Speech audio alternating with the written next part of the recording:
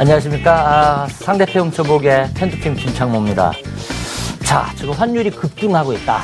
환율이 급등하고 있다는 얘기는 다시 얘기하면 외국인 투자자의 수급이 깨졌다라는 것을 단적으로 보여주고 있고요.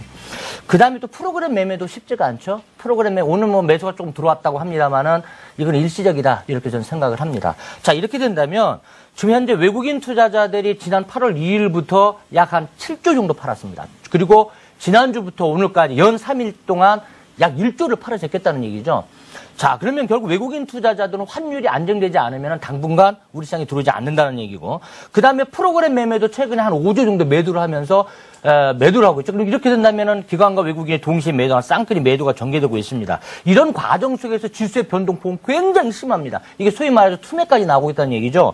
자, 결국은 이게 떨어지는 칼날, 과연 이거 피하는 방법은 없을 것인가? 자, 그런 부분에 대해서 오늘 공부를 해볼 텐데, 그런 부분에 대해서 오늘 주제가 어떤 건지 한번 살펴보도록 하겠습니다.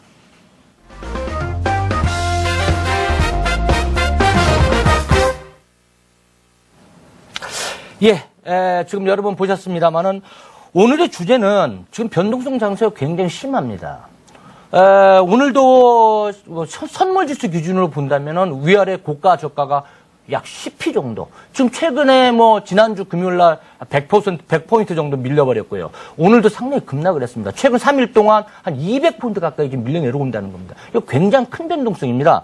자, 이렇게 떨어지는 변동성 장세에서 과연 실전에서 살아남는 방법이 있을 것인가 없을 것인가 라는 부분입니다. 그 부분을 여러분께 오늘 제가 해답을 드리려고 합니다. 자, 여러분들 쭉 보시면 아시겠습니다만은 여러분 가슴에 손을 한번 담고 얹어놓고 한번 생각을 해보시면 매매에 어디가 문제가 있었다는 걸 알게 됩니다. 그게 무슨 얘기냐면은 지수가 떨어지면 자꾸 살려고 합니다. 자, 현물 멘토, 현물 전문가들은 떨어지면 계속 사라고 그러죠. 자, 오늘도 바이, 내일도 바이, 모레도 바이. 여러분 돈이 한정이 없습니까? 조폐공사예요? 그건 아닙니다. 결국은 리스크 관리를 해야 된다는 얘기입니다. 그 다음에 여러분들은 이 떨어지는 칼날에서 살아남는 방법은 내가 과연 지금 주식을 갖고 있는 게 유리할 것이냐, 아니면은 지금 돈을 갖고 있는 게 유리할 것이냐는 부분입니다. 그 여러분이 다 알거든요. 근데 여러분 욕심에 뭐가 지금 내재되어 있느냐, 매매할 때, 실전 매매할 때 아주 저가에 살려고 합니다. 저가에 살려고 하고 최고가에 팔려고 합니다. 불가능합니다. 그거는 점쟁이가 아닌 이상은 불가능합니다. 설사 점쟁이라 하더라도 그 저가 고가를 정확히 맞춘다는 건 어렵습니다. 그래서 증시 속담에 무릎에서 사서 어깨에 팔라는 얘기가 나온 겁니다. 그러니까 여러분들 저점에서 살려고 하지 마시고요. 돌아서는 걸 확인을 하셔야 됩니다. 결국은 제가 일주일에 한 번씩 이 시간을 통해서 여러분께 시장 분석을 쭉 해드리겠습니다만은 제가 사라고 할 때 그때 사시면 됩니다. 지금은요, 돈을 갖고 있을 때입니다. 아니면 여러분 좀 더 적극적으로 공략하실 분들은 어떻게 해야 되느냐? 지금 선물 옵션을 해야 될 때입니다. 이런 변동성 장세에서 주식은 방법이 없습니다. 비가 엄청나게 쏟아지고 있습니다. 지금 바깥에 지금 비가 엄청나게 쏟아지고 있고 숲으로 치자면은 지금 숲이 불타고 있습니다. 여러분, 숲이 불타고 있는데 묘목을 갖다 심어봐야 나무가 살아남질 못합니다. 불타버립니다. 지금 비가 엄청나게 오는데 밖에 나가봐야 아무리 큰 우산을 써봐야 비를 맞게 되어 있습니다. 지금은 비를 피하는 그런 국면이지 지금 비를 막 맞으면서 저가에 살 국면은 아니라는 겁니다. 제가 분명히 말씀드립니다만은 그 타이밍은 제가 알려드릴 겁니다. 지금 타이밍은 전혀 아닙니다. 누가 사라 팔라 신경 쓰지 마시고 여러분 원칙을 가지고 캔드클을 믿고 따라오시면 되겠습니다. 자, 그러면 일단 그런 힌트를 제가 드릴 텐데, 그러면 여러분들이 실전에서 살아남는 방법, 그 방법에 대해서 제가 오늘 그림을 한번 살펴보면서 여러분께 한번 분석을 드리도록 하겠는데, 손실 부분에 대해서 여러분 어떻게 대처할 것인가, 이게 이제 고수 영역이라는 건데 그림을 한번 보도록 하겠습니다. 자, 여러분이 만약 주식을 샀을 경우에 주가가 가격이 올라가면 이득이 들어가죠. 수익이 나게 되면은 얼마든지 팔아먹을 수가 있습니다, 여러분들이. 근데 문제는 뭐냐면 내가 샀는데 올라가지 않고 만약 밀리면 어떻게 할 것인가, 이 부분에 대해서는 생각을 안 한다는 얘기입니다. 밀리면은 갖고 있지 아니면은 또 사지 또 사는 게 뭐죠? 물 타는 거죠. 첫 번째 액션이 틀리는데 물을 타요? 첫 번째 액션이 틀리면 과감하게 손절하고 나와야 됩니다. 이게 월가의 고수들이 쓰는 기법입니다. 그러니까는 여러분들이 여러분이 하수가 되지 않고 고수가 되기 위해서는 내가 매입 시점에서 내가 올바른 판단을 했을 때는 문제가 없는데 올바른 판단을 못했다고 판단됐을 경우는 어떻게 할 것인가를 먼저 생각을 해야 된다는 거죠. 이런 투자자들은 이런 어떤 마인드를 가지고 실전 투자를 하게 되면 현물이든 선물이든 옵션에서 살아날 수가 있습니다. 이 개념이 없이 나는 그냥 많이 밀렸으니까 사겠다라고 한다면 여러분들은 앞으로 계속 이쪽 시장에서 돈을 갖다 바칩니다. 이 시장은 글로벌 전쟁터입니다. 외국인하고도 싸워야 되고요. 기관하고도 싸워야 됩니다. 여러분들은 현재 전쟁터입니다. 총 쏘는 방법만 알고 시장에 들어왔을 뿐입니다. 그래가지고 시장이 못 이깁니다. 그들 전략을 알아야 되는데 바로 외국인과 기관 투자 전략이 바로 고수 영역 매매라는 거. 그 다음에 그림을 하나 더 보겠습니다. 과연 여러분들은 매매를 할 때 어떤 원칙을 가지고 매매를 하느냐 이런 부분인데 아마 대부분이 여러분들은 박스 매매를 할 겁니다. 박스 매매를 해가지고는 결론부터 얘기하면 절대로 벌 수가 없습니다. 대부분이 박스 매매면 뭐지? 지지 저항선 매매죠. 자, 그림을 한번 살펴보도록 하겠습니다. 고수 영역 두 번째입니다. 자, 첫 번째 고수 영역은 아까 말씀드린 대로 손실 부분에 대해서 먼저 생각해라. 그게 리스크 우선의 원칙이고, 자, 이 부분은 자, 여러분 이게 지지선입니다. 지지선이 모르는 사람은 모르는 투자자는 아무도 없습니다. 좋습니다. 지지선에서 한번 사 봅니다. 좋습니다. 샀습니다. 올라갑니다. 예, 올라가. 자, 올라가면은 문제가 없는데 반대로 갔을 때 어떻게 할 거냐. 항상 반대로 생각하라고 그랬죠. 진짜 고수들은요, 자, 보십시오. 지지선에서 샀습니다.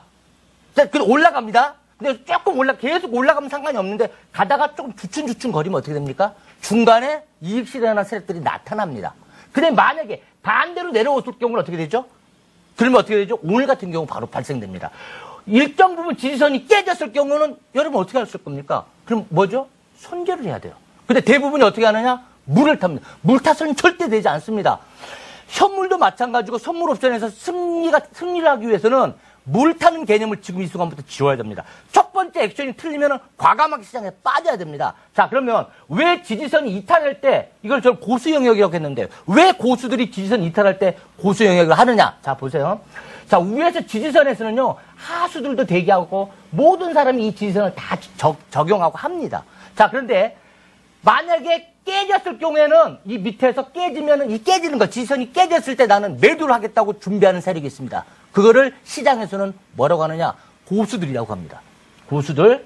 자, 그러면은 만약 진짜 깨져서 내려와요. 그럼 고수들이 매도를 치죠. 당연히. 준비하고 있으니까. 저 라인이 깨지면 나는 매도를 치려고 하는데 깨지니까 당연히 매도 쳐요. 그 다음에 위에서 매수했던 사람이 내려가면서 어떻게 됩니까? 손절이 나오죠. 손절 투매 물량과 고수 영역이 같이 맞물려 떨어져가지고 시세가 빨라지는 겁니다. 다시 얘기하면 지지선 매수하는 게 아니고 지지선에서 이탈할 때 매도하는 거다. 오늘 같은 경우 바로 나타났다. 이렇게 보시면 되겠고요. 자, 그 다음에 지난 시간에 그 프로그램 매도라는 걸 배웠습니다. 사과 그림, 조기 그림 이렇게 하면서 제가 말씀드렸는데 문제는 여러분이 현재 시장이 고평가되어 있느냐 저평가되어 있느냐를 알아야 되지 않습니까? 그걸 제가 어떤 화면을 통해서 알 수가 있느냐? 자, 간단합니다. 그거는 HTS 제가 현재 거 화면을 직접 보면서 말씀드리도록 하겠습니다. 자, 지수가 지금 현재 시장이 고평가되어 있는지 저평가되어 있는지 알자. 자, HTS 한번 보죠. HTS 보면 현물 HTS 현재 거 화면입니다. 현재 거 화면 보면은 선물 현재 거 화면이죠. 오늘 214.35. 자, 여기 보시면 이 괴률이라는 게 있죠. 괴률. 여기 보니까 마이너스 0.63% 이렇게 되어 있습니다. 자, 마이너스 63%라는 괴리율이 마이너스라는 얘기는 뭐냐면 거래소 시장, 현물 시장, 유가증권 시장이 비싸다는 얘기입니다. 자, 비싼 시장에서 외국인과 기관 투자가들이 삽니까? 안 삽니다. 외국인 투자자, 기관 투자가들이 지금 시장에서 쌍끌이 매도하는 이유가 바로 선물시장 현재가 화면에 나타난다. 그게 바로 괴리율이다라는 거, 이 부분을 여러분 반드시 인식하시고 가시면 되겠습니다. 자, 다음은 이제 여러분이 이제 관심사항이 그러면 도대체 지수 방향은 어느 쪽으로 갈 것이냐? 그 포인트는 그러면 어느 포인트냐? 이게 굉장히 궁금하죠? 자, 상대편, 이제 다음 주 투자 전략, 이번 주 투자 전략을 같이 한번 분석해 보도록 하겠습니다. 자, 먼저 제가 그림을 또 하나 갖고 나왔는데, 여러분 요즘에 최근 보시면 기관 투자가 중에서 국가지방단체가 하루 걸러서 매수를 합니다. 그림 한번 볼까요? 자, HTS 보시면, 자, 왼쪽에 있는 첫 번째 그림이 거래소, 국가지방단체 거래소고, 그 다음에 세 번째 자리가 선물계약입니다. 보시면, 주식을 매수한 날은 반드시 선물을 매도하고요. 그 다음에 또 반대로 또 거래소를 매도하면은 선물을 매수합니다. 자, 여기서 잘 모르시는 분들은 뭐냐면, 기관이 선물을 매수하니까 참 좋은 거 아니냐? 바닥 찍은 거 아니냐? 천만의 말씀이요. 거래소와 선물시장 쪽에서 매매가 서로 해칭이 될 때는 주 방향은 어디냐? 현물 방향이다라는 거 여러분 보시면 되겠고. 그 다음에 이제 앞으로 방향성을 또 측정하는데, 그럼 도대체 외국인 투자자들과 기관 투자가들은 어떤 패를 가지고 있느냐? 상대패를 한번 보자 이거죠. 자, 그거는 제가 준비한 그림, 합성 포션을 본 주요 변곡점을 한번 살펴보도록 하겠습니다. 자, 지금 외국인 투자자의 방향은 어떤 방향이냐? 외국인은 결론부터 말씀드리면 아래쪽 방향이라는 거죠. 자, 아래쪽 방향. 외국인은 지수가 밀리면 이득이에요. 자, 그 다음 또 하나 그림 볼까요? 그 기관 투자가들은 어떤 방향이냐? 기관 투자가, 특히 국가지방단체는 위쪽 방향이에요. 아, 이렇게 되면은 외국인은 아래쪽으로 지금 때리려고 하고 있고 기관은 받치려고 합니다. 자, 그러면 현재 시장 수급이 깨져 있는 상황에서 그럼 누가 주포냐, 시장에서 현재 기관이냐 외국인이냐? 여러분 다 아시다시피 외국인입니다. 기관 투자가들은 물량과지 역할을 하고 있다는 얘기예요. 그렇게 된다면 지금은 여러분 아까 우리가 처음에 이제 방향은 결정됐습니다. 아래쪽 방향입니다. 시장이 깨졌다. 위쪽 방향인 경우 제가 여러분께 말씀드린다고 그랬어요. 그 전까지는 절대로 주식 사시면 안 됩니다. 돈 갖고 있으시고. 그 다음에 중요한 부분은 포인트입니다. 어느 포인트를 넘어섰을 때 과연 내가 매수해야 될 것이냐. 자, 선물지수 기준으로는 218.60입니다. 218.60이 안착되지 않으면 절대로 매수하시면 안 돼요. 그 다음에 현물 기준으로는 종합주가지수 기준으로는 1695포인트가 쌍바닥으로 안정되기 전까지는 절대 매수하시면 안 됩니다. 그렇게 되면 잘못하면 여러분 물려 들어간다라는 걸 분명히 인식하시기 바랍니다. 다시 말씀드리면 이번 주는 프로그램 매도가 나올 때는 좀 더 보수적으로 접근을 할 필요가 반드시 있고, 그 다음에 방금 말씀드린 대로 그 선물지수 기준점, 그 다음에 종합주가지수 변곡점이 쌍바닥으로 확인되는 모습을 반드시 확인할 필요가 있다. 그렇기 전까지는 지금은 리스크 관리를 할 때다라는 말씀을 마지막으로 드리도록 하겠습니다. 이상 상대표 훔쳐보기의 캔두킴 김창모였습니다.